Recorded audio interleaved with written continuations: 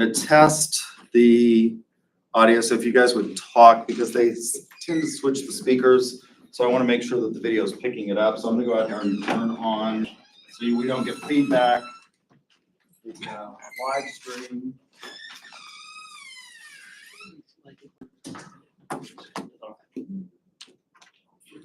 That'd be lit. Yeah, that's There's awesome. something Something about it on Teachable. We didn't do it the first time, so I assumed it wasn't the case. But I guess we should, because I missed the extended classroom option where I'll definitely try to school, so I just hop on Zoom.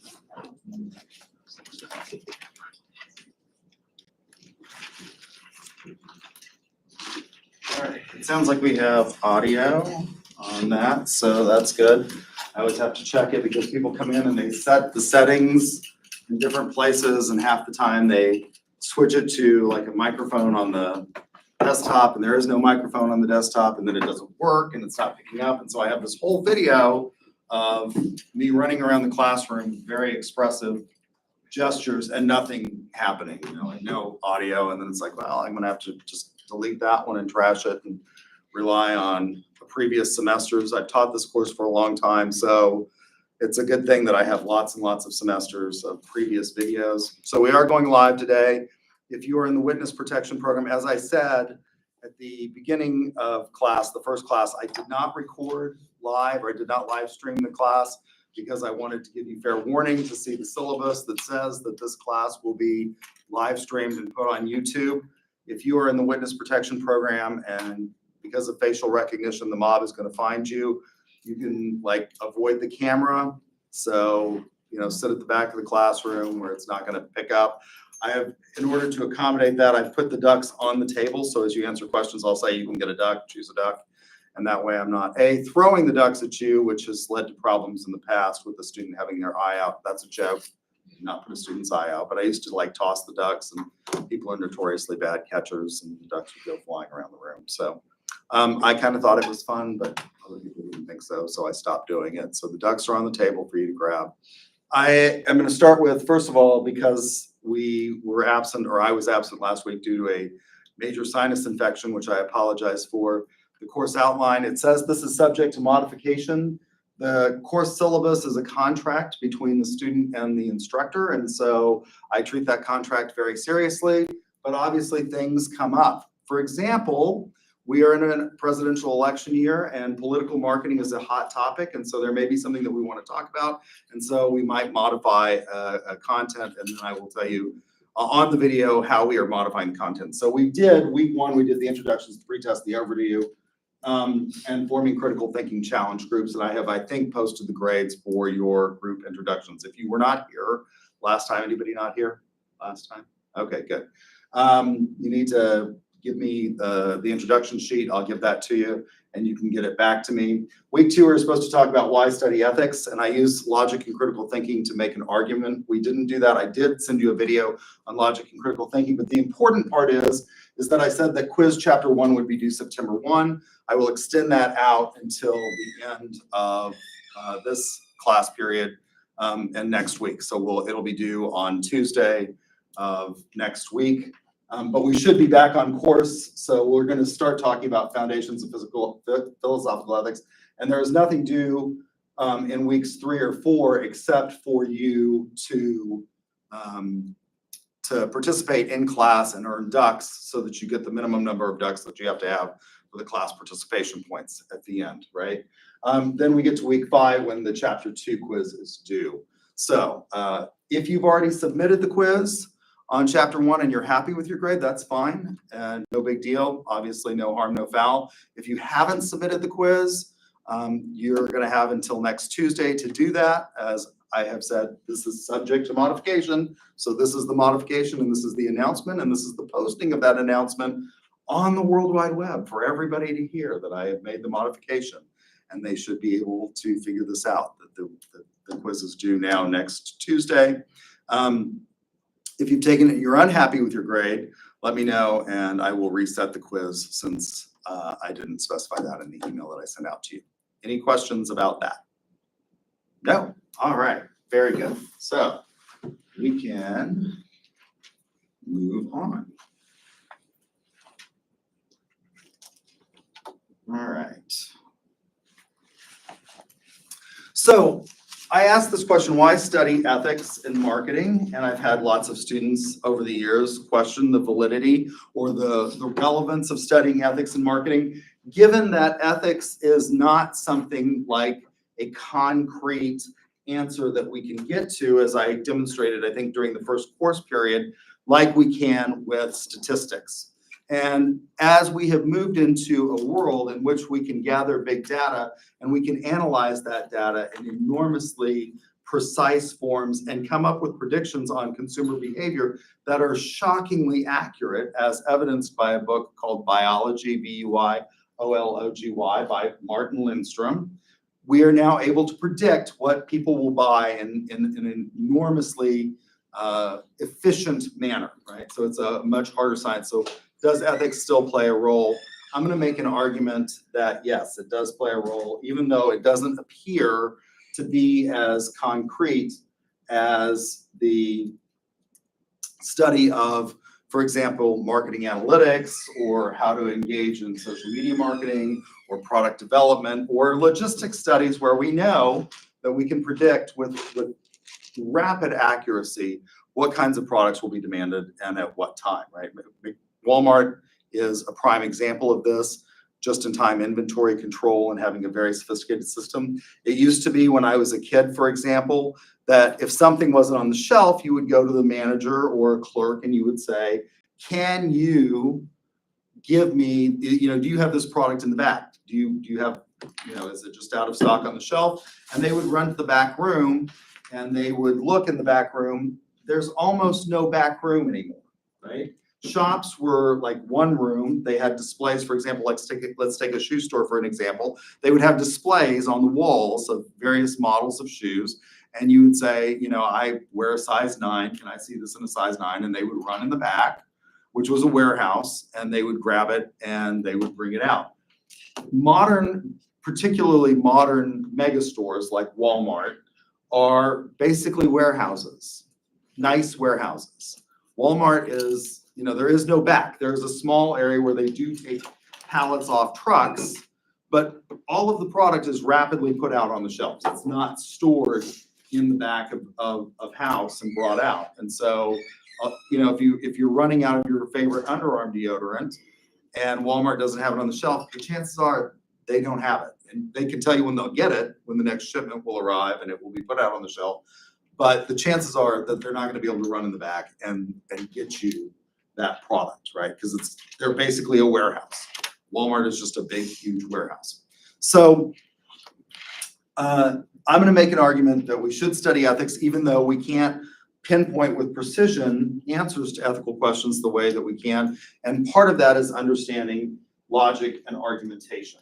So I'm going to go through this, and I assigned that first video, which gave you a pretty good overview and some really lively discussion of some interesting topics in marketing and ethics and logic. So when I talk about argumentation, students oftentimes tell me, I don't like to fight. I'm not about making arguments. Fundamentally, life is about making arguments, and marketing is fundamentally about making arguments. Advertising is argumentation. You are offering your product for sale in an ad and telling consumers why they should buy that product over your competitors. Now, a lot of the advertising doesn't do that well. It's emotional, right? But fundamentally, arguments are not about fighting. They're about persuading constituents or consumers to adopt and use our products or services. So they are foundational to marketing, even though students tell me that they don't like them. There's an apocryphal story about W.C. Fields, and you all don't know who W.C. Fields is. He was this sort of comedian. He was a large, fat man. I think probably in like the 1920s or something like that is when he started in black and white films. And he played the part oftentimes of a drunk. And he was coming out of the Brown Derby, and a woman said to him, Mr. Fields, you're drunk. And he said, yes, madam, and you're ugly, but in the morning I'll be sober. Is that an argument? technically, no, it's may have led to a fight, right? I mean, what's the implication that he's making is that I can overcome my drunkenness, you can't overcome your unattractiveness, right? And it probably led to screaming and, cuss words or whatever. That's not technically an argument, right? So we use arguments all the time to persuade customers or constituents, and I'm going to argue throughout this logic and critical thinking presentation that ethics is important in marketing, and it will help you become better marketers because you will be able to clarify through use of philosophical reasoning why it is that your company should engage in the sale of the products and goods and services that they're going to engage in. So it's not about fighting, it's about persuading. The first thing that we have to think about when we think about arguments is that we oftentimes use words interchangeably and they're not. So there is a difference between valid and invalid and true and false. A lot of times people assume that valid and invalid are synonyms for true and false. And in the world of argumentation, they are not. You can have an invalidly structured argument that is true. And you can have a validly structured argument that is false, that has no basis in reality. Now, my first doctoral degree is in law. I became a lawyer. I was the school's lawyer for a number of years. And the way you become a lawyer is you have to have an undergraduate degree. You have to go to an ABA accredited law school. How do you get into an ABA accredited law school? Well, when I went to law school, there were two metrics that were used to evaluate whether or not you got a seat in law school. And the year that I entered into law school and the law school that I selected, of the 4 or 5 that had accepted me, there were 15 applicants for every seat that year in law school. Now, that is no longer the case because people have come to realize that being a lawyer is a miserable way of making a living. And so maybe you don't want to do that. And the number of applicants for law school has diminished. But historically speaking, if you wanted to become sort of a high income producer and you wanted to be guaranteed that you were going to have a fairly lucrative, source of income that was necessary for society, there were 2 career paths when I was growing up. You could become a doctor or a lawyer. Those were guaranteed. Now, there were other ways to make money, right? But if you sort of wanted to be guaranteed that you were going to be a high income producer, you became a doctor or a lawyer. And my mother told my brother and I that we could become doctors or lawyers. That was our choice. I mean, that was the decision set that she set out. She was just like, you can become a doctor or a lawyer. And by doctor, she didn't mean PhD. She meant like, stethoscope, prescribing drugs kind of doctor. And so both my brother and I became attorneys. The reason I tell you this is because in order to get into law school, you have to take this test called the LSAT. And what they did at that point in time when I went to law school was they took your LSAT score and they took your GPA, they multiplied your GPA by 12, and then they added 100 points to it. They then combined the LSAT score and the GPA composite into one figure, and they just went down the list objectively and eliminated everybody who was not in the top whatever. So they would accept about 100 applicants every year for law school where I went to law school. And the only thing that mattered was those 2 scores, unless you were what I call a bubble candidate. There are a bunch of candidates at that last couple of spots that all have the same composite score. And in that case, in order to determine those spots, they would go to the essays and read the essays. But it was pretty much an objective test as to whether or not you got into law school or not, right? Part of the LSAT was these logic tests, which had no basis in reality. They came up with names of people and places and things, or even, imaginary objects that had no basis in reality. But the structure of the question was to test whether or not you could think through something that is logical. And so what we want is we want both a valid structure to our argument and one that has a basis in reality, that's true. So again, you can have an invalidly structured argument that has a basis in reality, and it may in fact be true, but it's not got any basis in reality. So what we're looking for in this is we want valid and true. So example, if it rains, the streets get wet. You're saying if it rains, the streets always get wet. If it rains here in Edmond, the streets get wet. It rained, therefore the streets are wet. This is a valid structure. Today, it's probably going to be true, right? Because we've got a pretty significant chance of rain in the forecast for today. If I had said it a couple weeks ago when we were going through, the heat dome and drought, would it have been true? No, right? But it is a valid structure to the argument. And today, it's probably going to come true, right? So you can have valid and not true. And what we're looking for is both valid and true, as opposed to invalid. So this is an example of one where it's called denying the antecedent. It's got a wrong structure to the argument, right? So this first structure of the argument, the one that I gave you that's valid, is what's called the modus ponens, the form of pudding, right? If it rains, the streets get wet. It did not rain, therefore the streets are not wet. What's wrong with this one? Well, it's called denying the antecedent. So if it rains, the streets get wet, right? If it rains is the antecedent, and the streets get wet is the consequent in this sentence, right? It did not rain, therefore the streets are not wet. What's wrong with this? There are a multitude of other reasons why the streets could be wet besides the rain. Why could the streets be wet in Edmond? They're testing the fire hydrants. When they test fire hydrants, I have my official City of Guthrie. I'm the vice mayor in the City of Guthrie. We have a city council meeting today. I have an airport board meeting. So my branding today is not UCO. My branding the first day was UCO. My branding today is City of Guthrie because I got to go to a meeting right after class. So when we test the fire hydrants, I know this as vice mayor in Guthrie, the streets get wet. We open the fire hydrants and there's lots of water and the streets get wet. People have sprinkler systems in places like Edmond and Guthrie because we have droughts and we need to keep those beautiful lush lawns green in the hot summer suns of August. And those are horribly inefficient ways of watering usually, because what happens, you end up watering a lot of the street. So the street could be wet because there are sprinkler systems. It could be wet because there are fire hydrant tests. It could be wet because a water truck overturned, right? There could be lots of other reasons. So this is called denying the antecedent.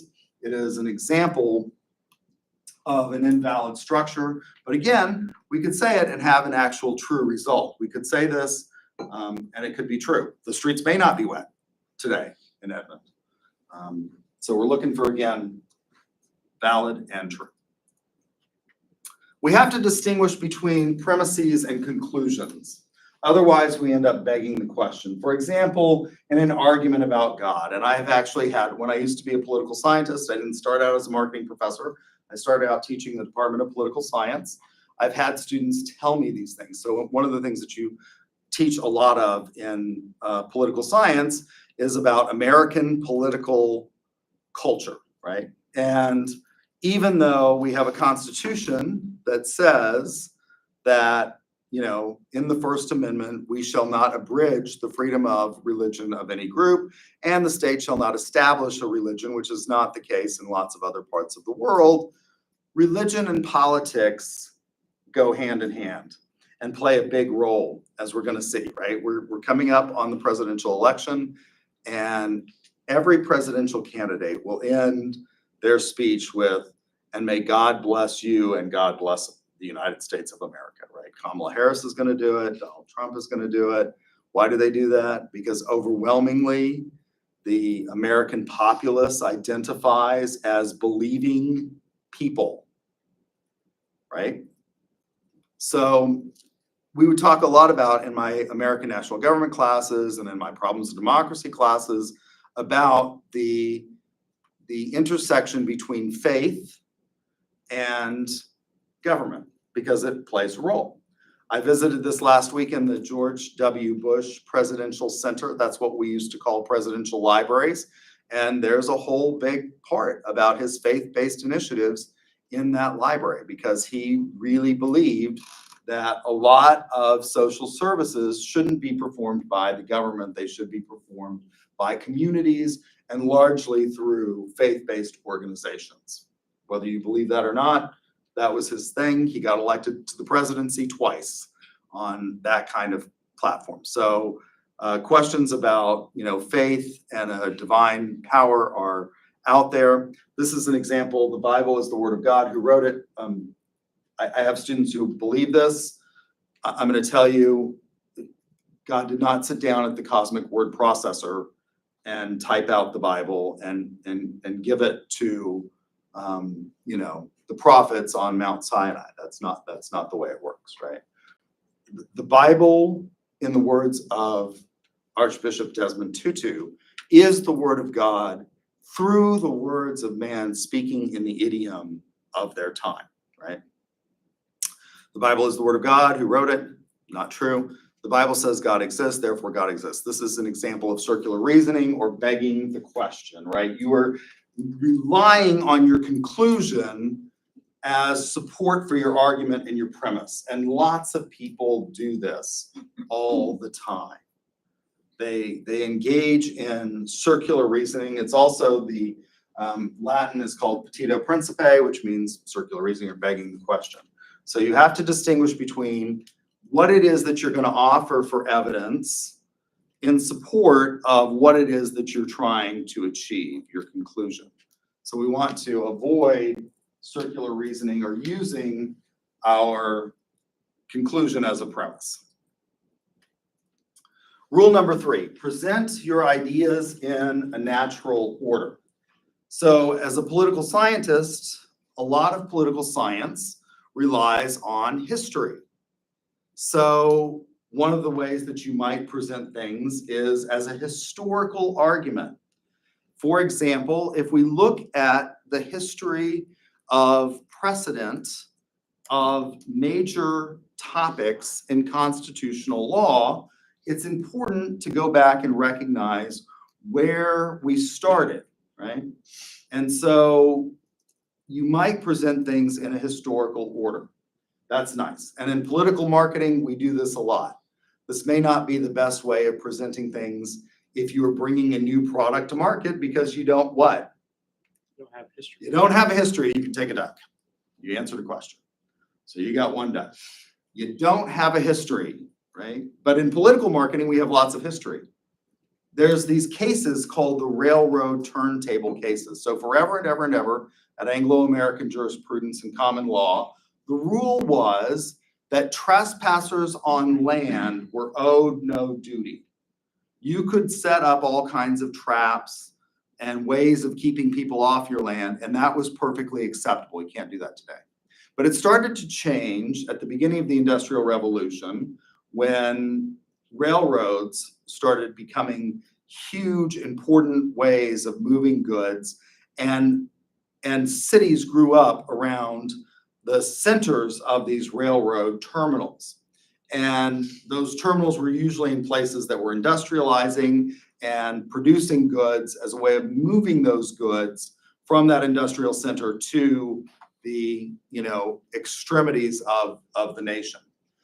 We also saw at the beginning of the Industrial Revolution a migration of families from the rural part of America to the industrialized part of the United States, right? That was a huge thing. We saw this movement, migration of people from rural to industrial. And now I have seen this in my tenure here as an academic at the University of Central Oklahoma. When I first started teaching and I was 22 years old, a long time ago, I'm 51 this year, so you can do the math and figure out how many years that is. When I first started teaching, I would ask my classes when I was teaching as a political scientist, how many of you grew up on a farm or had family members that were in farming? And overwhelmingly, the number of students in those courses that had some connection to agriculture was staggering. The last couple of years when I've asked that question, the number of people is none. I mean, in some classes, I've had no one who knows anybody who's involved in agriculture, right? Because what we've done is we've largely mechanized agriculture. It's big business. And it's not done by somebody who's got 40 acres and a mule and some chickens and some pigs.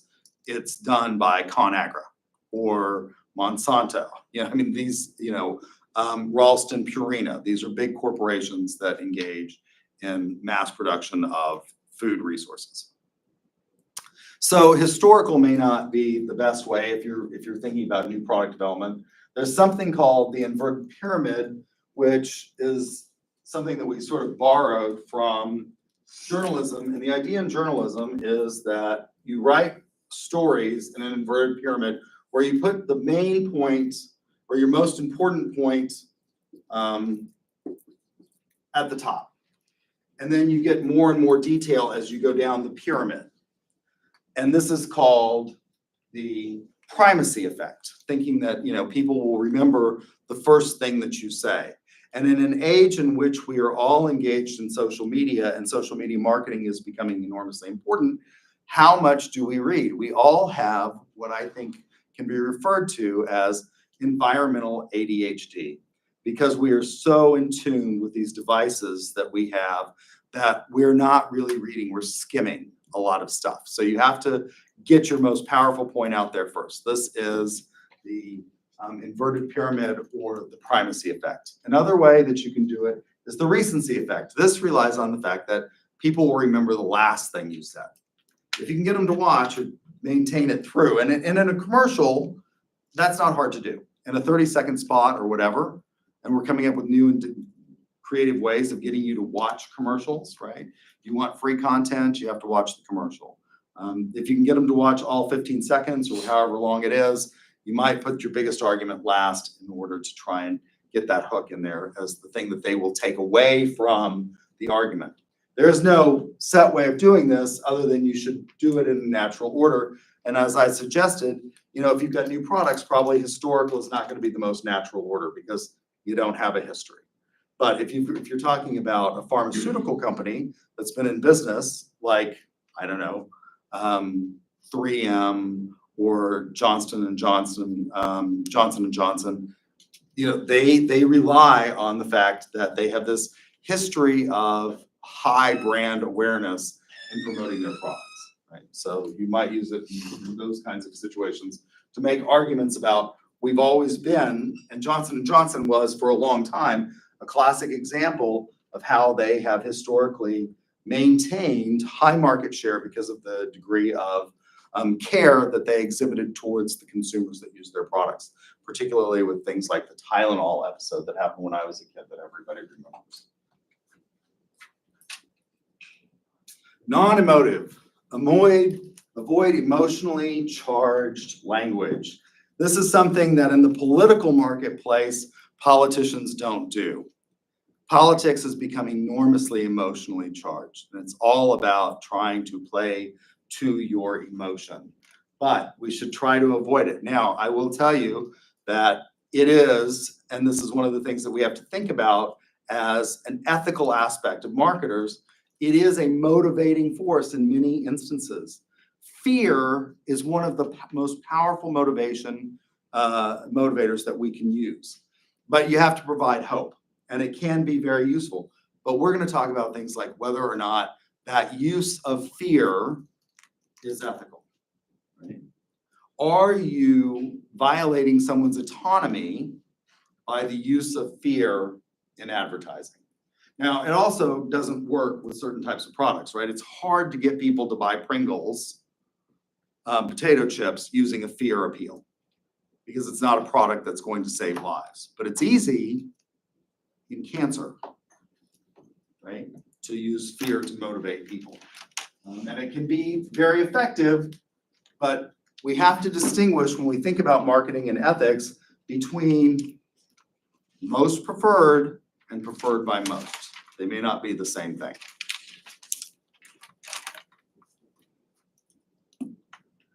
Use consistent terms in your arguments. As marketers, we like to vary the content of our speech so that we're not saying the same things over and over and over again. However, I can tell you that if you use consistent terms, if you can get people to remember your brand identity consistently, by using consistent images, and a big portion of marketing is now not just the terms, it's the images that we use, that can be very powerful if they can associate that with the brand. So avoid, for example, in this example, I've used one from political marketing, liberal or politically left. Sort of the same, but not necessarily, right? Politically left could define where people are in the Democratic Party today. But if you talk about liberal, well, what sense of the term are you using the word liberal? By the standards of what was going on at the American Revolution, you would all be radical liberals. Why is that? I mean, I know that like the Republican Party likes to paint, and I'm not making a value judgment, this is just a statement of fact. They like to say those, you know, those wonky liberals or those kooky liberals from San Francisco. In the context of the American Revolution, the idea that people had the right to overthrow their government in favor of something else was radical. That people should have a destiny of their own choosing, rather than the choosing of a divinely anointed king. Pretty radical.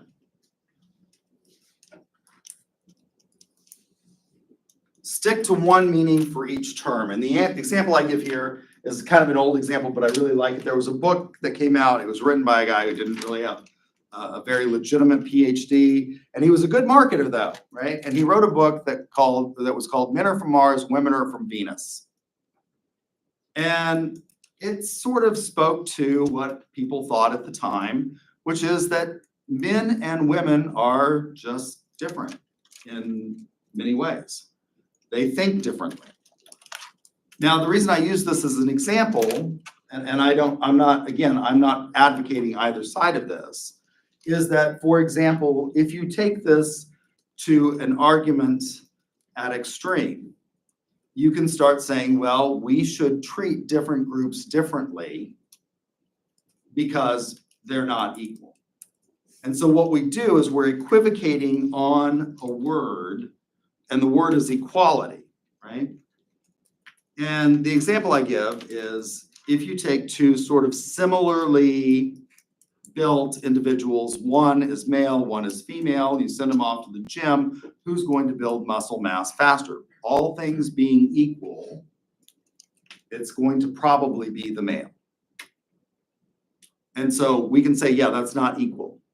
But equality before the law is not equality of physical strength or equality of the ability to perform a task.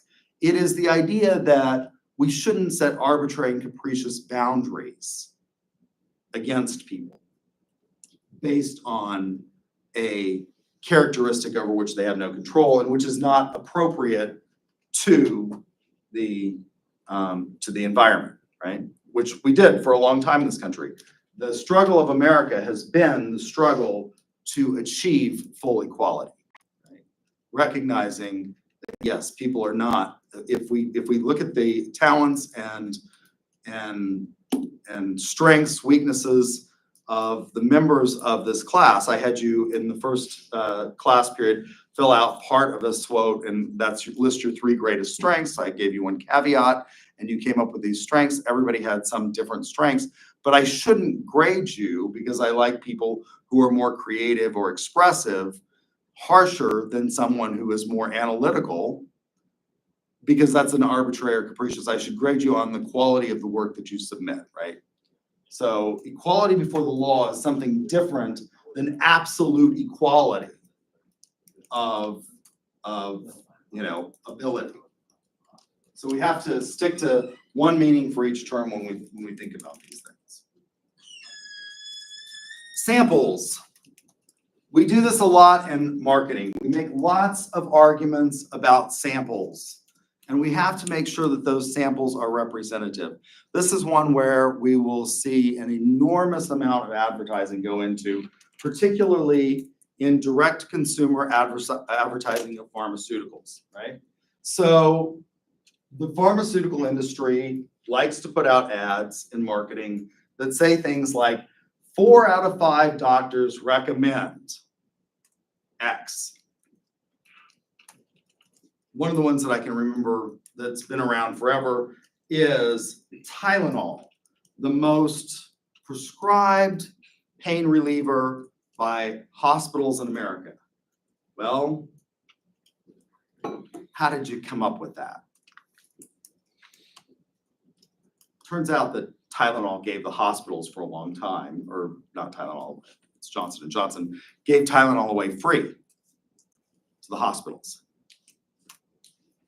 The hospitals then turned around and what? Billed you for, so yeah, the #1 pain reliever, there's a reason, right? When we say hospital, how are we defining, in the modern sense, what are we defining as a hospital? Historically, we knew what a hospital was. In Guthrie, it was Logan County Hospital, which is now Mercy. Is that the same as an emergency clinic? I don't know. Do they have, what kinds of services can they perform at an emergency clinic? If you have a gunshot wound, can you go to an emergency clinic? Well, no, generally, how are we defining hospital? There's only one level 1 trauma hospital in the state of Oklahoma. Only one. What is that? Anybody know? It's OU. And it's not OU Edmond.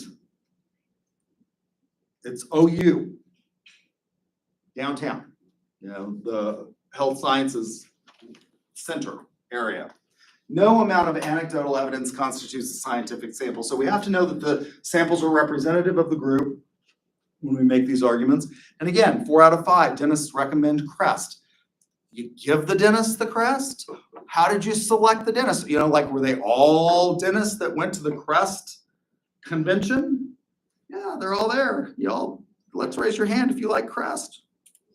Well, you're probably not at the Crest convention. How do we select these? So they're important. We should have lots of questions as consumers when we see these claims. When we see these claims like 4 out of 5 dentists recommend, we should start thinking why is that? And so this course is not just about making you a better marketer, it's also about making you a better consumer and evaluating the choices that you make for products. Analogy. There is an example. So I told you no amount of anecdotal evidence constitutes a scientific example. That's correct. But there are times when we use analogies or anecdotal evidence as ways of arguing. And this is used a lot in marketing. So you go to Walmart, you're picking out a pain reliever, and it will say, compared to the active, what is the Walmart brand of pharmaceutical products that they put on the shelf? It's Equate, right? So that's their store label for pharmaceutical products. Their other store label, for example, in things like food products, is what? Anybody know? It's Great Value. Yeah. So you will see on the Equate label compared to the ingredients in Tylenol for their pain reliever. That pain reliever, Tylenol, is basically acetaminophen. And so if it has acetaminophen in it and it's the same milligrams of acetaminophen, it's comparable to, right? The fact that the coating is different, and actually I think the coating on the Equate tastes better. It's got a better, it almost tastes for a second, like a Skittle if you're taking it. So I think it tastes better than the Tylenol coating. So maybe that's a little bit better, but that's not what you're comparing it to, right? What you want is the result that it's going to produce, which is when you get to be 51 years old, and you all will eventually get there, you start having all these aches and pains, right? You break a hip and that causes arthritis. And so you have all these problems. And what you're looking for is the result, which is this going to help cure the inflammation and stop the pain? And if you have these, analogies compared to the active ingredients in, then we have proportionality. And that's what we look for when we use anecdotal evidence. Sometimes we can't get a scientific sample, right? But we're gonna look for rough proportionality and the fact that the anecdote is equivalent. We do this all the time in the law. It's called precedent. We think that cases that are similar should be decided similarly, right? So I use this extreme example. I am offended by students that fall asleep in my class. So I murder a student who falls asleep in my class. I use a gun. My colleague, Dr. Workray, is also offended by students that fall asleep in her class, and she uses a knife. The end result is that you have two, people that are no longer with us, and that's called, at the common law, that's called murder. In the state of Oklahoma, we call it murder in the first degree, right? Which is the unlawful killing, human being, malice aforethought. Those are the elements of the crime. So it's got to be an unlawful killing of a human being with malice aforethought. That's first degree murder, right? Those are similar, right? You should have similar results in that. There's a rough proportionality between those in that extreme example. Again, with regard to ingredients, compared to the ingredients in, a lot of times the Great Value brand will say, compared to Kraft, I can tell you with regard to cheese, not the same, right? Like, at least not from a qualitative standpoint in terms of the taste. Cheap macaroni and cheese doesn't taste the same as Kraft macaroni and cheese. It's not my macaroni and cheese, but. Citation is important. Authorities must be cited, authorities must be qualified, and you have to avoid ad hominem attacks.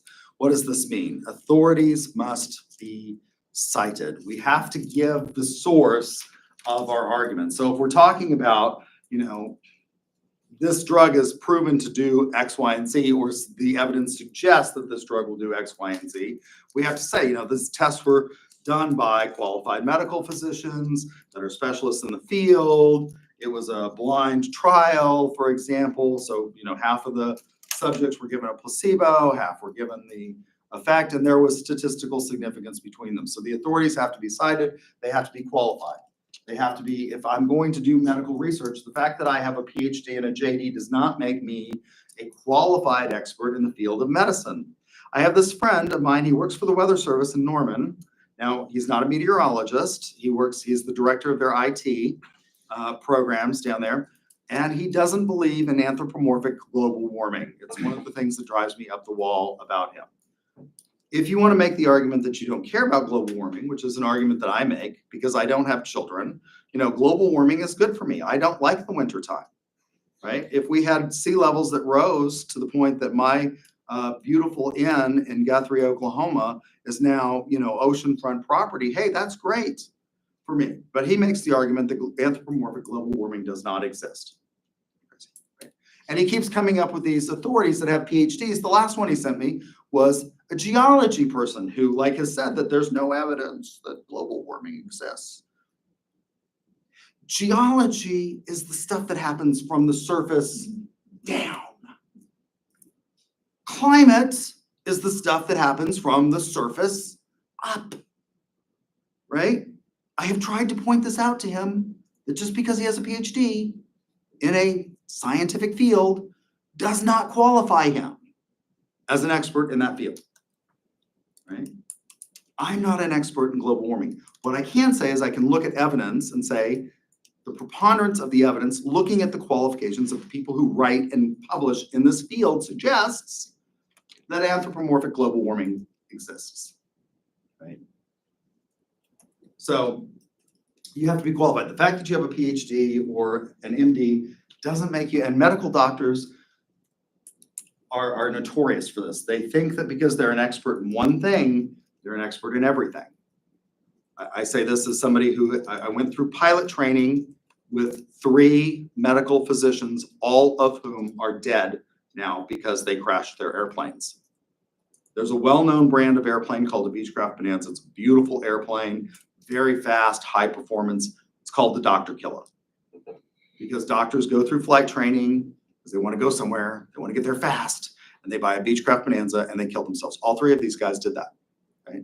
So the fact that you're an expert in one field doesn't make you an expert in all fields. The fact that you know which pill to push doesn't mean you know how to fly an airplane. Doesn't make you good at it, right?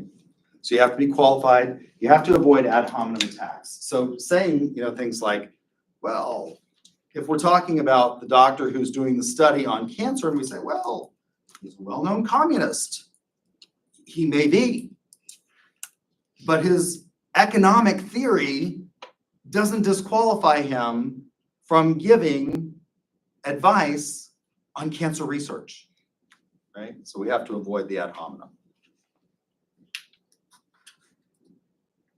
Correlation doesn't equal causation.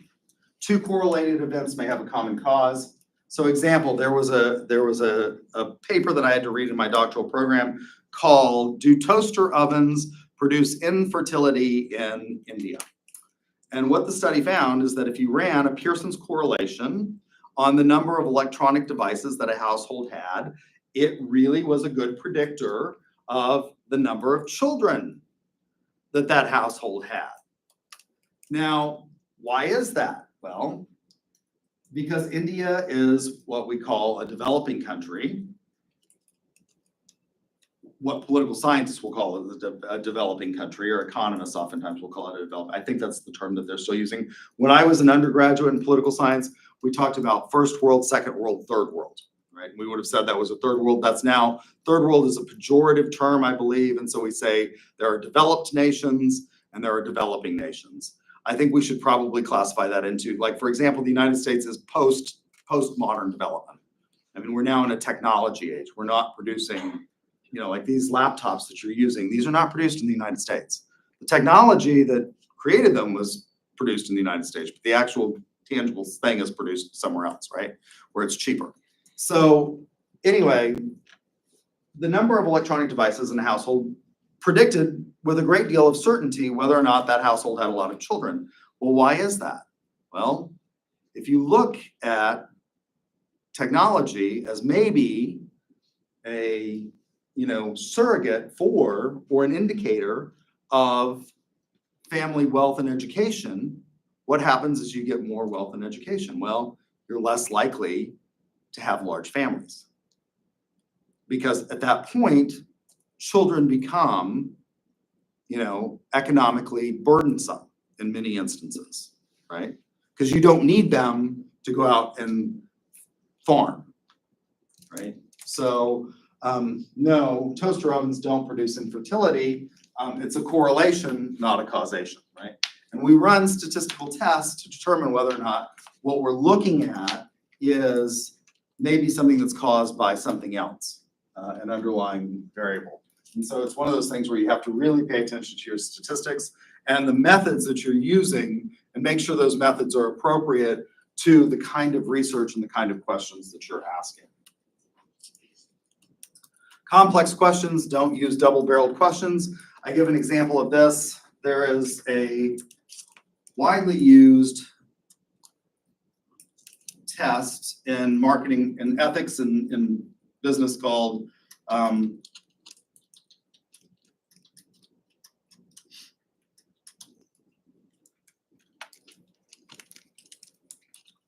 EDQ.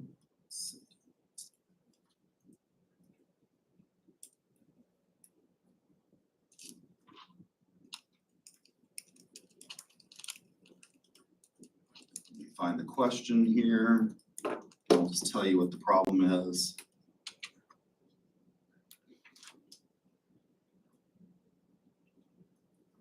Look at question 18. You may not be able to see it, so I'll read it to you and I'll tell you what's wrong with it.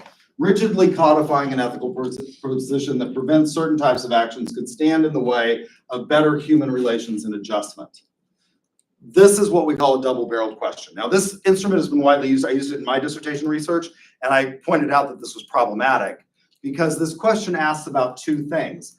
If you rigidly codify an ethical position, it may prevent certain types of actions that could stand in the way of better human relations, but it could also stand in the way of human adjustment, right? So what's wrong with this? Why is it asking two separate things? Human relations are not the same thing as being a well-adjusted person. Sociopaths have good human relations usually, is this extreme example that I give. There was a book that was written called The Sociopath Next Door, also written by a questionable psychologist. But again, it's a popular press book that points out something. There are lots of sociopaths. By the way, sociopathology is not defined in the DSM-5. And so it's not really a clinical diagnosis that psychiatrists and psychologists make, but they do find it useful. So sociopaths generally are very likable a lot of times. They're capable of, as I understand, I'm not a psychiatrist or psychologist, but as I understand it, they are capable of manipulating people. You can have good human relations if you're a sociopath. You're not well adjusted, right? You could be a well-adjusted person who's just an introvert and has bad human relations. Do you see the problem? That's a complex question, so we got to avoid those.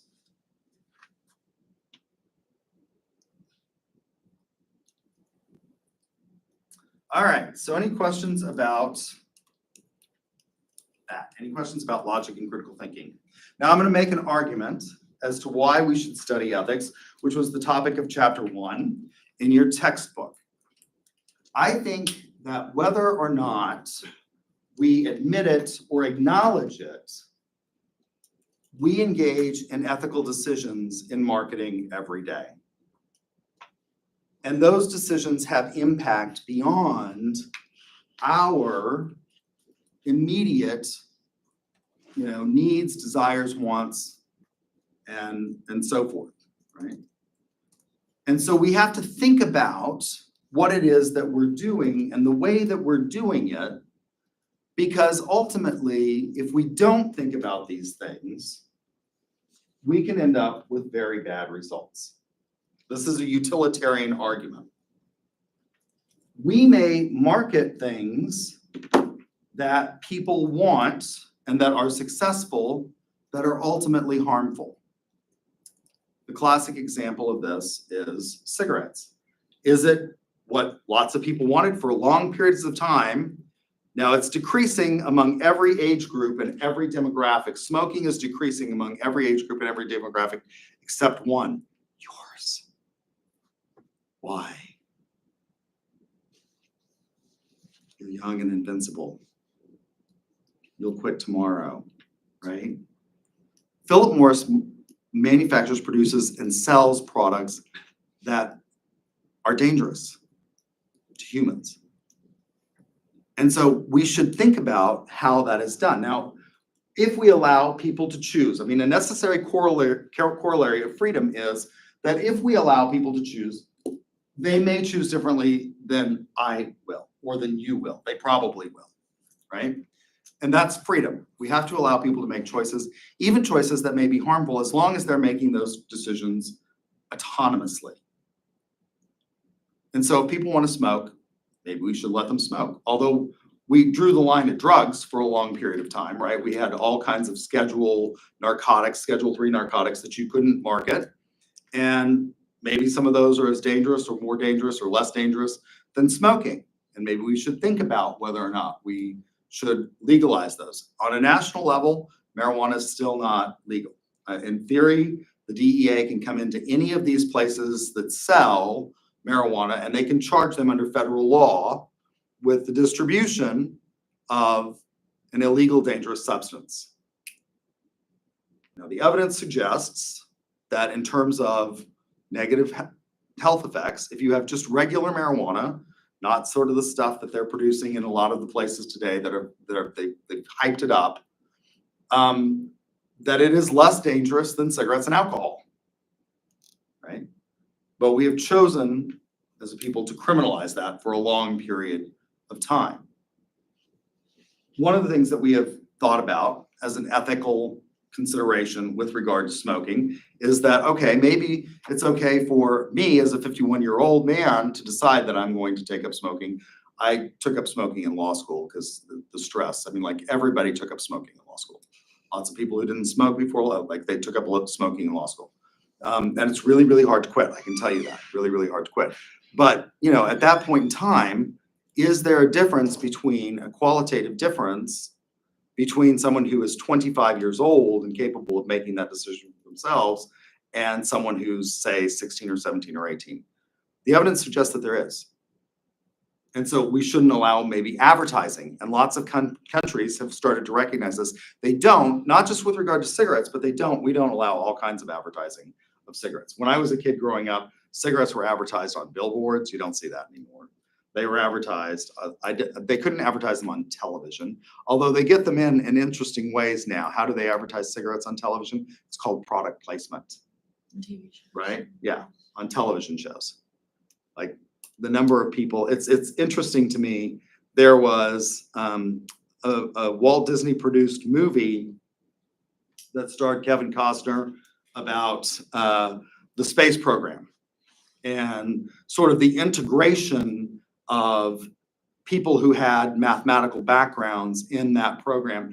And because it was a Disney movie, this is completely unrealistic. Nobody in this, it was a reality or truth-based, a factually based account to somewhat. It was a historical fiction account of what was going on. And what they had Kevin Costner doing throughout the movie was incessantly chewing gum because it's a Disney movie, right? You know that everybody at the time that we were building the space program, people smoked everywhere, right? And so they smoked. If you look at old footage of space launches in NASA, everybody in there is smoking. But we've stopped allowing that, right? Because we've started to say this is really dangerous. And if adults want to engage in this behavior, but we have to think about whether or not we should allow that kind of advertising to vulnerable populations like children, right? Well, we should not allow that kind of vulnerable population, because we know scientifically now that your brain is not fully formed when you're a child. You lack impulse control, for example, right? As a child. And in fact, that portion of your brain that moderates impulse control, the evidence suggests that it doesn't really fully form until you're what? 25. We sort of known this for a long time, which is why we had these ideas in the United States about you can't sell alcohol to anyone under 21. Turns out we probably should have chosen 25 as the age, but no one's going to go for that at this point in time.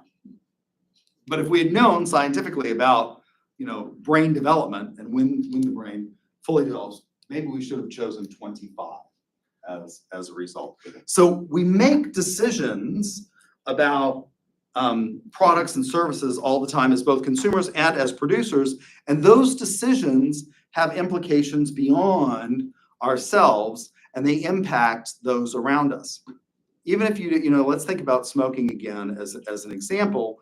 Even if you say, look, all I'm doing is I'm impacting myself by smoking.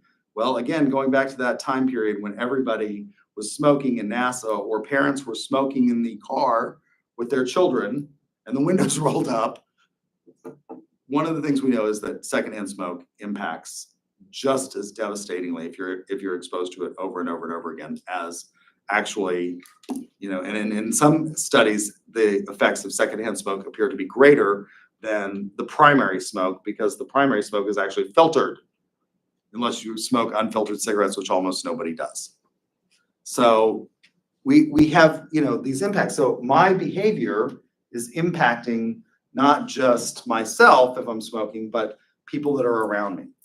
It's one of the reasons why when I went to college, you could smoke in the buildings at OU. Couldn't smoke in the classrooms. You could smoke in the hallways.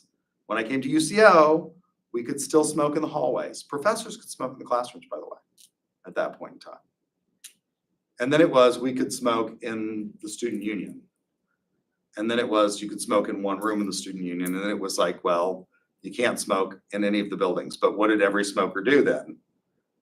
They gathered at the doors as you're having to go in and out, right? And there were these plumes of smoke that were going up that you would have to walk through. So then they started limiting it to, you can only smoke at this door. And now we've finally become a smoke-free campus. You are not allowed to smoke anywhere on campus. Does that include vapes? We're vaping all over the place. What about marijuana? Is that smoking? In Oklahoma, it's medicinal. So do they have the right to use medicinal, I mean, these are questions that we have to think about, and they have ethical import, and the way we market them has ethical import.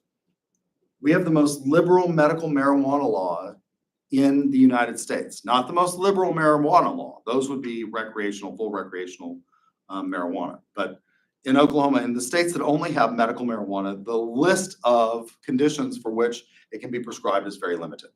In Oklahoma, you can literally get it for any condition. You can't sleep, you're anxious, you have, insomnia. Oh, you have a hangnail, we'll prescribe marijuana.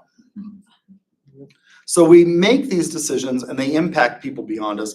And so we should think about the way we do this critically. And the best way to do that is to not just use a gut reaction, it is to actually use philosophy as a tool for evaluating decisions. So why should we evaluate things using a philosophical method? Well, because the philosophical method allows for critical examination of arguments based on principles of logic and reasoning, rather than emotion. A lot of times we make these decisions, these ethical decisions, using emotion. And that doesn't necessarily lead to the best results. I can give you lots of examples of that. After 9/11, we as a nation decided to engage in a war that was probably moral in Afghanistan, where the Taliban, who had attacked us in the World Trade Center, the Pentagon, and the flights that went down, or the flight that went down in Pennsylvania, were located, but we expanded that war to Iraq. There is no doubt in my mind that Saddam Hussein was a bad man. But we used emotion, bootstrapping on 9/11 to argue that Iraq was involved. There was no evidence, it turns out, in the cold light of day, that Saddam Hussein was involved in 9/11, right? No evidence. Was there any evidence? So then the justification became he has weapons of mass destruction. Did he have weapons of mass destruction? Turns out, because we allowed emotion, we misinterpreted a lot of the evidence from the intelligence community about Saddam Hussein's weapons of mass destruction. Generally speaking, when we talk about weapons of mass destruction, we're talking about biological and chemical warfare, not traditional.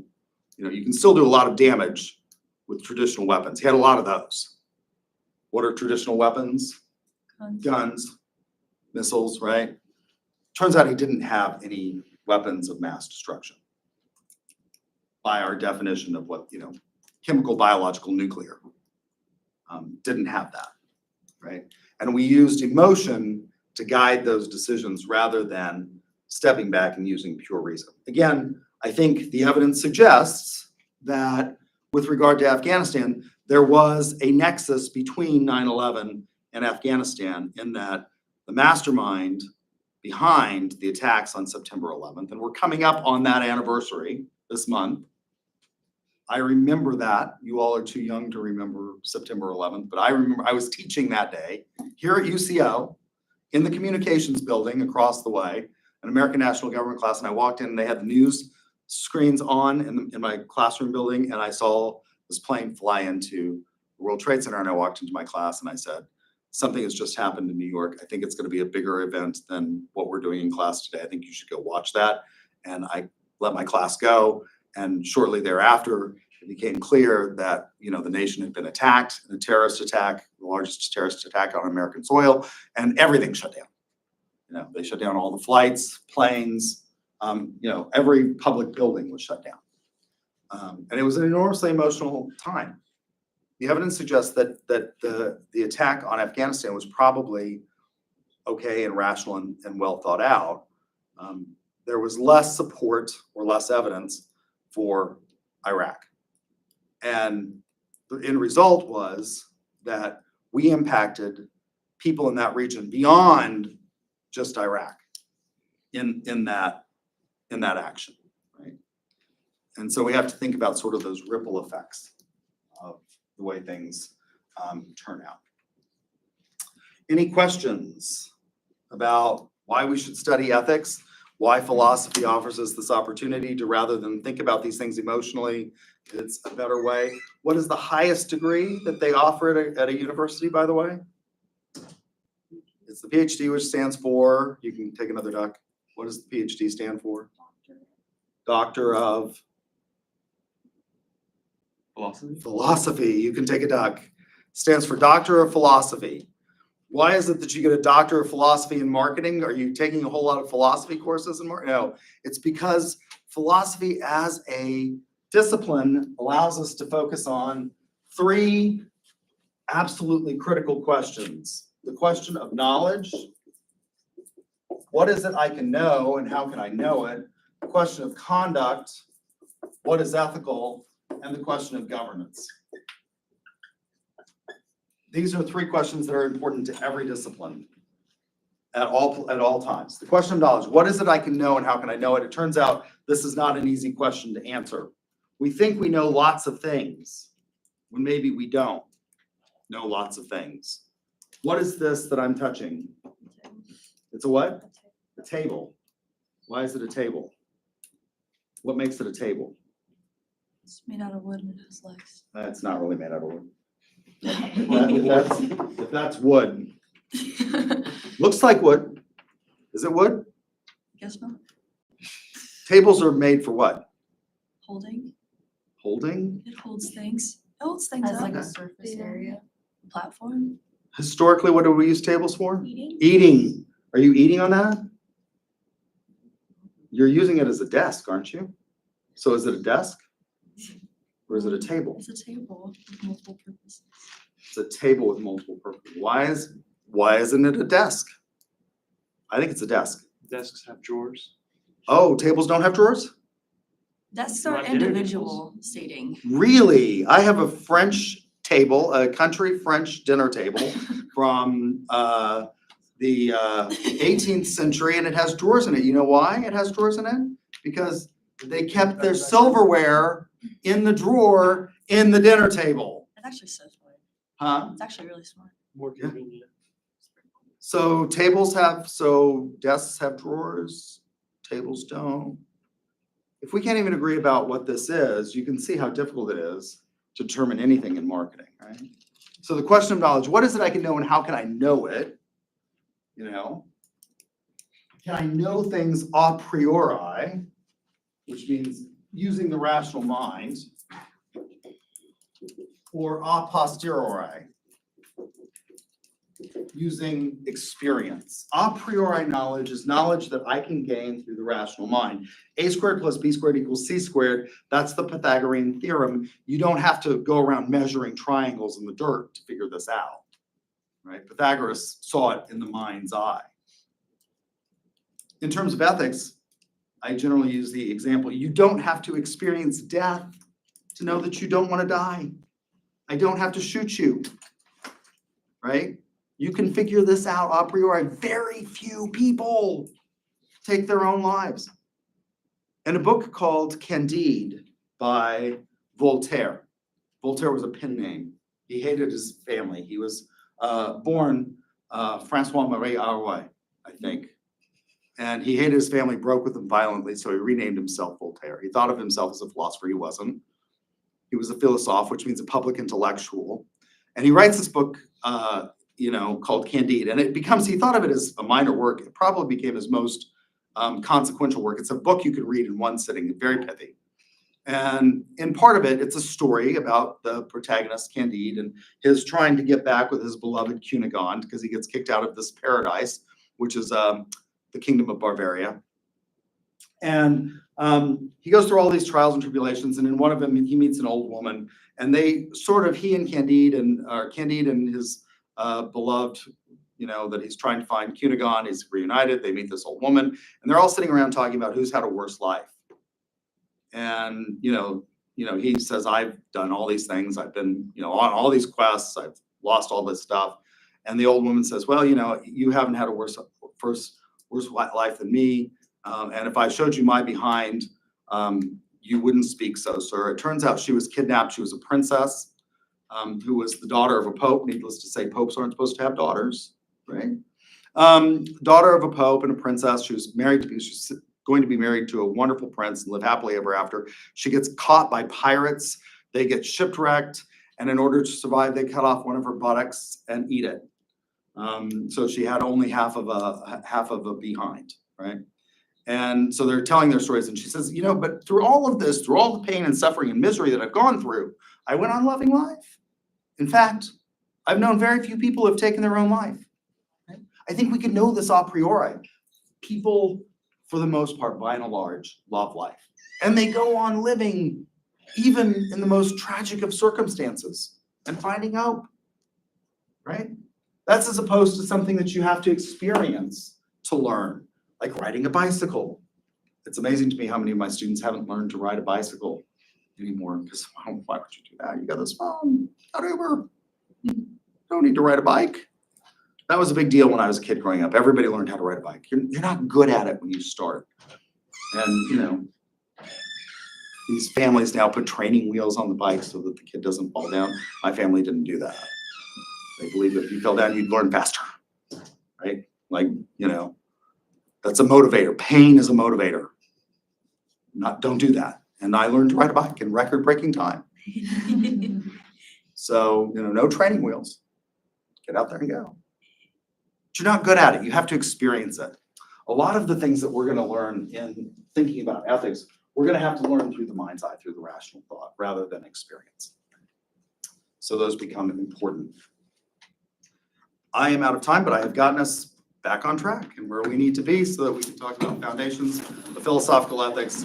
Next time, we'll talk about ancient philosophical ethics, and then more modern thought, the class period after that. And then we'll have the next chapter exam or chapter quiz after that. If you got ducks, come see me. Any other questions?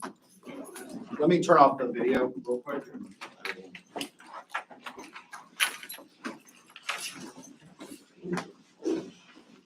Yes, ma'am.